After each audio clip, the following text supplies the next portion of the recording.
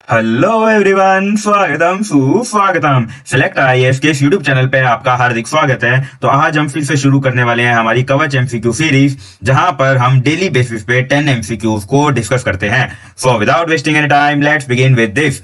So question number 1, with respect to G33 countries consider the following statements. Now, the thing is, globally एक movement चालू हुई थी WTO United nation आने के बाद कि हमें फ्री ट्रेड एग्रीमेंट करना है। ग्लोबली हमें इकोनॉमीज को आपस में इंटीग्रेट करना है, आपस में जोड़ना है।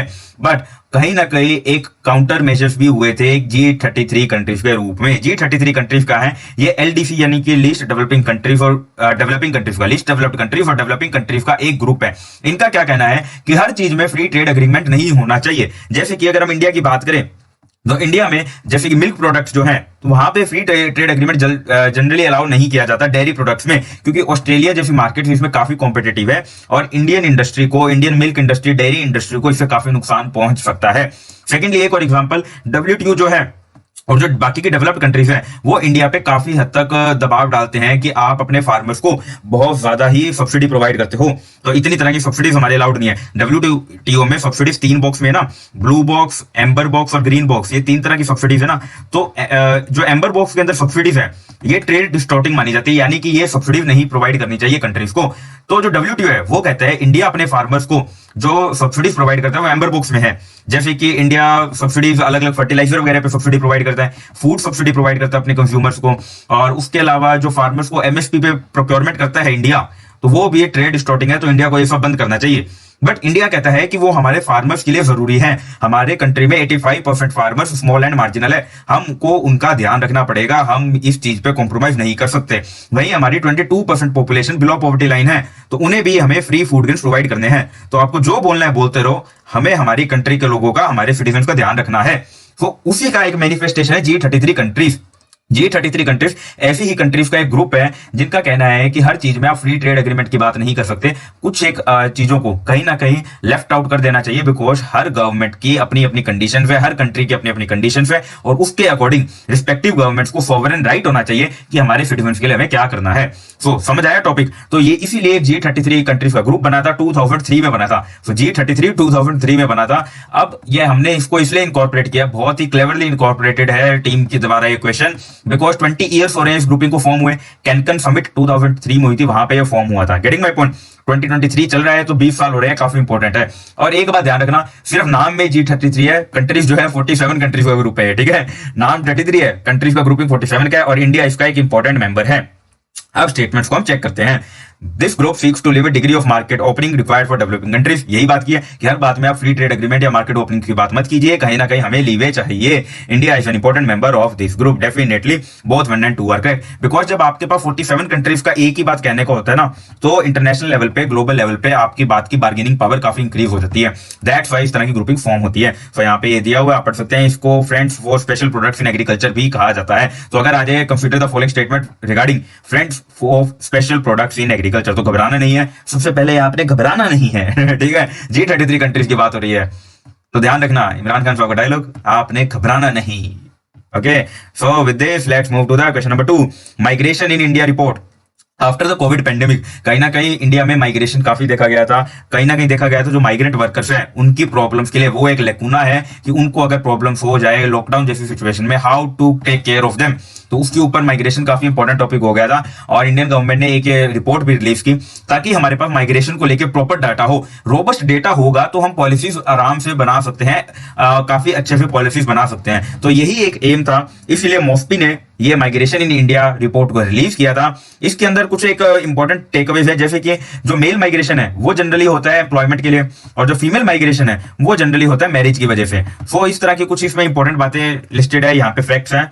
एक क्या कहते हैं उसको, एक ट्रेंड को एक एनालाइज करना, ट्रेंड को एक दिमाग में रखना, एग्जैक्ट डेटा की जरूरत नहीं है। जैसे कि यहाँ पे highest level of migration rate 88% है मैरिज की वजह से, तो ये 88% अगर आपको मेंस में लिखना है तो जरूरत पड़ सकती है। प्रीलिम्स पर्सपेक्टिव से आप ये याद रख सकते हैं कि फीमेल्स में मेनली मैरिज की वजह से है और मेल्स में जनरली एम्प्लॉयमेंट की वजह से है। और ये बातें तो खुद ने भी बहुत नोटिस की होगी हमने क्यों? क्योंकि हम एक ऐसी स्टेज पे चल रहे हैं जो भी एस्पिरेंट्स प्रिपेयर कर रहे हैं, ठीक है। विद दिस क्वेश्चन नंबर 3, ये एंटीक्विटी वैली काफी न्यूज में थी अभी। Why? Because globally climate change की वजह से जो भी ग्लेशियल एरियाज हैं वो न्यूज में है। ऐसा ही एक ग्लेशियल एरिया है एंटीक्विटी वैली जो न्यूज में थी और इसके ऊपर आया था। पहले लोकेशन देख लो ताकि प्रॉब्लम ना आए। ये है एंटीक्विटी वैली की लोकेशन। ये है हमारा प्यारा उत्तराखंड। उत्तराखंड में ये जो एरिया है यहाँ पे है एंटीक्विटी वैली। तो यहाँ पे एक मिनिस्ट्री ने, इंडियन मिनिस्ट्री ने भी और एक प्राइवेट ऑर्गेनाइजेशन ने भी रिसर्च की थी। यहाँ पे देखो कुटी लिखा हुआ है। यहाँ पे क्या हुआ है, यहाँ पे ग्लेशियल एडवांस देखने को मिला है because of climate change. World over glacier melt कर रहे हैं, बट यहाँ पे हमें ग्लेशियर मेल्ट करने, ग्लेशियर एडवांस देखने को मिला है। ग्लेशियर एडवांस का मतलब है ग्लेशियर का साइज इंक्रीज हो गया है। सपोज कीजिए ये ग्लेशियर की बाउंड्री पहले यहाँ तक थी, इतना बड़ा ग्लेशियर था, अब वो बढ़कर ऐसे हो गया, काफी इंक्रीज हो गया। तो मतलब एक माइनर चेंज भी आता है तो बड़ी बात है, इट्स अ गुड थिंग। सो ये ग्लेशियर एडवांस यहाँ पे देखने को मिला है, इसी वजह से ये न्यूज में था। उत्तराखंड में है और ये आप देख सकते हैं ज्योग्राफी इसकी। सो दैट्स वाई इसका आंसर आ गया बी, उत्तराखंड। लेट्स सी क्या आंसर है इसका। B is the answer. Getting my point. So इसीलिए ये न्यूज में था। Wadia institute of Himalayan geology ने ये रिसर्च की थी। It is under department of science and technology. ये क्वेश्चन आ सकता है कि ये जो Wadia institute of Himalayan geology है ये कौन सी मिनिस्ट्री के अंडर है। Ministry of science and technology, earth sciences, कोई भी 4 मिनिस्ट्री हो सकती है। तो मैक्सिमम स्टूडेंट्स अर्थ साइंसेज करके गलत कर सकते हैं, तो इस बात को ध्यान रखना। ये department of science and technology under ministry of science and technology है, यहाँ पे अर्थ साइंसेज नहीं आएगा। सो ये पोटेंशियल क्वेश्चन और बनता है यहाँ से। Getting my point. With this let's move to the next question. Question number 4, consider the following statement. Khaan Quest bilateral, Khaan Quest military exercise, ये एक पीस कीपिंग एक्सरसाइज है। खान क्वेस्ट जो एक्सरसाइज है ये पीस कीपिंग एक्सरसाइज है, यानी कि peace keeping operations को कैसे सक्सेसफुल किया जा सके, क्या रोल होना चाहिए, हम कैसे इस बारे में कोऑर्डिनेट कर सकते हैं। तो इसी तरह की कुछ बातों को लेकर अलग अलग मिलिट्री एक्सरसाइजेस न्यूज में रहती है। वैसी ही एक है खान क्वेस्ट मिलिट्री एक्सरसाइज। ये एक्सरसाइज 16 नेशंस के बीच में हुई है। 2022 में ये मंगोलिया में हुई थी। 16 नेशंस ने एक साथ ही एक्सरसाइज की थी ताकि हमारा कोऑर्डिनेशन इंक्रीज हो और हम पीस कीपिंग ऑपरेशंस को कैसे कंडक्ट कर सके। अलग अलग रीजन से अलग अलग एक्सरसाइजेस न्यूज में रहती है। एक काफी फेमस और एक्सरसाइज है जो आगे आने वाली है, जैसे कि 1 मिनट रुकिए, साथ में हम कर ही लेते हैं ताकि थोड़ा सा गैप ना बने। ये exercise Sampriti. Getting my point. So exercise Sampriti भी ऐसे न्यूज में थी। तो मिलिट्री एक्सरसाइजेस काफी न्यूज में रहती हैं। यूपीएससी में इन दिनों कैसे क्वेश्चन पूछ रहा है, एक्सरसाइज संप्रीति को मैच कर दिया सपोज कीजिए मंगोलिया के साथ, ठीक है। Exercise Sampriti Mongolia, Khan quest जो एक्सरसाइज है उसको मैच कर दिया नेपाल के साथ। अब उसके बाद क्वेश्चन पूछेगा कितने पेयर्स करेक्ट है, only 1 pair is correct, only 2 pair is correct, none of the pair is correct और both of the pairs are correct. तो इस तरह से यूपीएससी क्वेश्चन इन दिनों पूछ रहा है, इसीलिए एक्सरसाइजेस के बारे में पता होना चाहिए। ज्यादा डिटेल में नहीं बट एक बेसिक ओवरव्यू होना चाहिए। खान क्वेस्ट हमने देख लिया 16 नेशंस के बीच में है, और जो संप्रीति एक्सरसाइज है ये इंडिया और बांग्लादेश के बीच की एक्सरसाइज है, मिलिट्री एक्सरसाइज है बिटवीन द 2 कंट्रीज। यहाँ पे हम देख सकते हैं ये 22 में हुई थी। कि मिलिट्री रिलेशंस दोनों कंट्रीज के बीच में स्ट्रेंथन होने चाहिए। और मिलिट्री रिलेशंस क्यों स्ट्रेंथन करने हैं, रीजन क्या है, क्यों कोऑपरेशन होना चाहिए, ताकि counter insurgency, north eastern areas में जो इंसर्जेंसी है उनको काउंटर करना, बिकॉज वो पोरस बॉर्डर्स की वजह से वो इंडिया टू बांग्लादेश चले जाते हैं अटैक्स करके, तो उस इंसर्जेंसी को हमें काउंटर करना है, काउंटर टेररिज्म करना, इसी वजह से इस तरह की एक्सरसाइज की जाती है। तो ये एक्सरसाइज के 2 इंपॉर्टेंट क्वेश्चन हुए हैं। वो गेटिंग माय पॉइंट। इसलिए एक्सरसाइज का ध्यान रखना। ओके, और खुद की भी एक्सरसाइज करो यार, फिजिकल एक्टिविटी करो, माइंड बड़ा रिलैक्स रहता है। Okay, so with this let's move to question number 5, Shark Bay. It's a world heritage site located in which country, कौन सी कंट्री में है शार्क बे। ये एक वर्ल्ड हेरिटेज साइट है, डेफिनेटली टॉपिक में भी बता दिया, बट ये अभी न्यूज में क्यों थी, ये न्यूज में इसलिए थी यहाँ पे एक रेयर प्लांट डिस्कवर हुआ है। रेयर प्लांट की यहाँ पे डिस्कवरी हुई है और इसी वजह से ये न्यूज में थी। और इसी वजह से क्या होता है, कंजर्वेशन स्टेटस के बारे में भी आता है कि हमें इसको कंजर्व करना चाहिए, etcetera etcetera. So it's in the Australia और इसी वजह से न्यूज में थी। यहाँ पे हम देखते हैं रिबन वीड, एक पोफिडन ऑस्ट्रेलिस, ये इसका साइंटिफिक नेम है Posidonia australis. It was discovered in Shark Bay. तो ये भी आ सकता है रिबन वीड कहाँ पे डिस्कवर हुआ है। Getting my point. ये वेस्ट ऑस्ट्रेलिया में डिस्कवर हुआ है, ये ऑस्ट्रेलिया है, तो यहाँ पे कहीं पे शार्क बे है, यहाँ पे डिस्कवर हुआ है। It's a 4500 years old site, तो इसलिए जियो हेरिटेज साइट भी है। The second largest plant, ribbon weed is a second largest plant. Getting my point. ये इंपॉर्टेंट टॉपिक है यहाँ। ये लार्जेस्ट ट्री इंडिया का ग्रेट बनियान ट्री है जो हावड़ा के बोटेनिकल गार्डन में है, बट 20,000 एरिया में कवर करता है ribbon weed. So it's a second largest plant.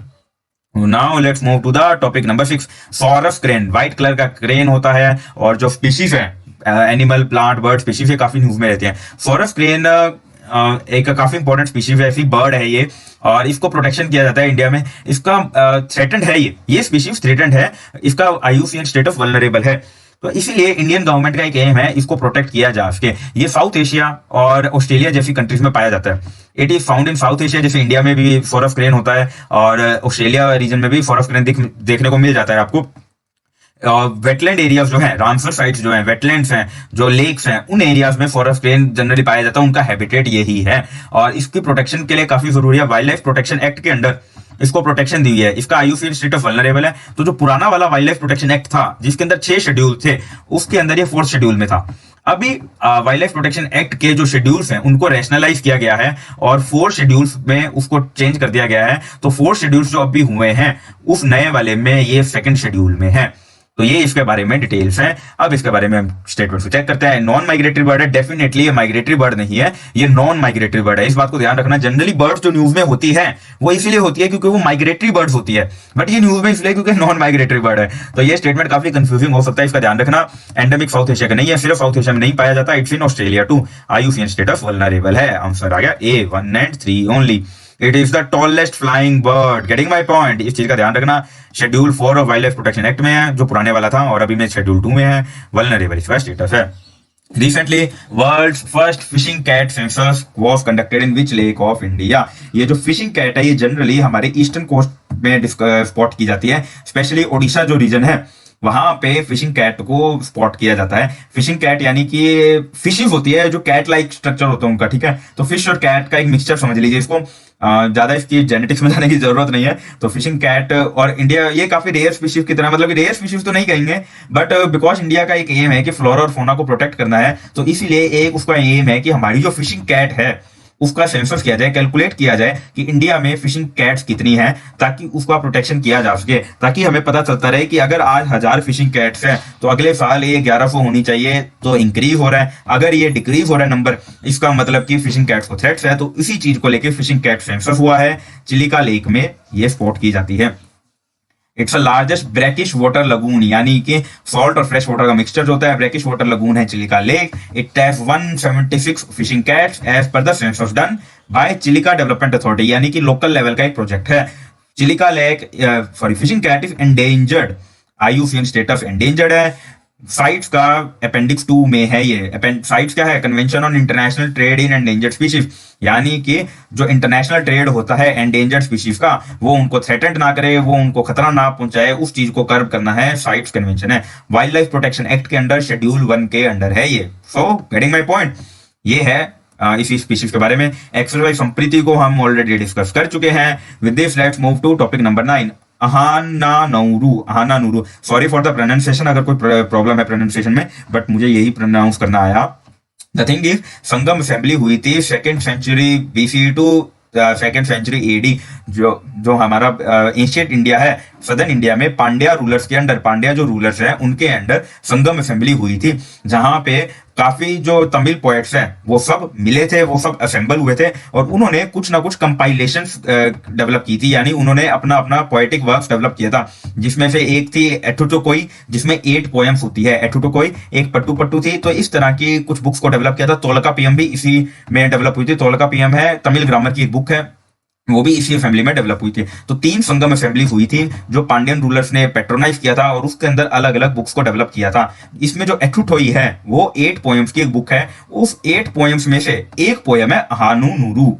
So 8 poems में से एक अहानु नूरू है। बट ये पोएम लिखी किसने थी ये आप मुझे कमेंट सेक्शन में बताओगे। आप लोग कमेंट सेक्शन में ना कमेंट करते नहीं हो। इस चीज को अगर आप थोड़ा सा सर्च करोगे ना, आपको थोड़ा सा डिटेल ज्यादा मिलेगा और आपकी रिटेनिंग कैपेसिटी इंक्रीज हो जाएगी। इसीलिए मैं कमेंट सेक्शन का बोलता हूँ, वरना आंसर तो मैं खुद ही बता दूंगा, मुझे क्यों पूछना है कमेंट सेक्शन में। तो आप कमेंट सेक्शन में मुझे बताओ इसका पोएट कौन था, इस पोएम को किसने लिखा था। आंसर तो डी आ गया, संगम असेंबली वगैरह मैंने आपको बता दी। Getting my point. ये यहाँ पे इसके बारे में डिटेल्स है, आप देख सकते हैं। तमिल क्लासिक वर्क है। With this, let's move to the 10th topic. Caucasus Range lies in which of the following seas? Caucasus Range कहाँ होती है? ये है Caucasus area. Getting my point. ये कैस्पियन सी, ये ब्लैक सी। यहाँ पे Caucasus Range यूं ईस्ट टू वेस्ट रन करती है। ये कंट्रीज है रशिया, जॉर्जिया, इन कंट्रीज में Caucasus Range देखने को मिलती है। कॉकस माउंटेन की रेंज है ये, और इसके बारे में ज्यादा तो क्या बताएं, फोल्ड माउंटेन्स हैं और तो इसके बारे में यार क्या ज्यादा डिटेल्स, माउंटेन रेंज है, ठीक है। इस एरिया में है, मैंने आपको मैप बता दिया। यहाँ कैस्पियन सी है, यहाँ ब्लैक सी है, यहाँ पे टर्की है, यहाँ रशिया है। रशिया यूक्रेन वॉर की वजह से ये सारी रेंजेस ज्योग्राफी की इंपॉर्टेंट हो रही है। यहाँ जो जॉर्जिया है और यहाँ ये रन कर रही है रेंज। सो ये कॉकस रेंज है। यहाँ पे देखते हैं क्या आंसर आएगा। आंसर सी है, ब्लैक सी और कैस्पियन सी। ये रहा ब्लैक सी, ये रहा कैस्पियन सी। यहाँ लो। So this is the thing. यहाँ पे इसके बारे में डिटेल है। Intersection of Asia and Europe, stretching between Black Sea and Caspian Sea. और माउंट एल्ब्रूफ इसका हाईएस्ट पीक है। ये बात को ध्यान रखना, Mount Elbrus is the highest peak. So with this today's session end here. I hope you guys enjoyed it. तो like कीजिए, कमेंट कीजिए, सब्सक्राइब कीजिए चैनल को और हमारा टेलीग्राम चैनल ज्वाइन कीजिए, जिसका लिंक आपको डिस्क्रिप्शन में मिल जाएगा। टेलीग्राम चैनल पे ज्वाइन करने के बाद आप हमारी टीम से भी बात कर सकते हैं, आप वहां पे एमसीक्यूज को भी अटेम्प्ट कर सकते हैं और हमारे डेली अपडेट्स भी आप तक पहुंचते रहेंगे। With this today's session and here. So thank you everyone, फिर मिलेंगे हंसते हंसते।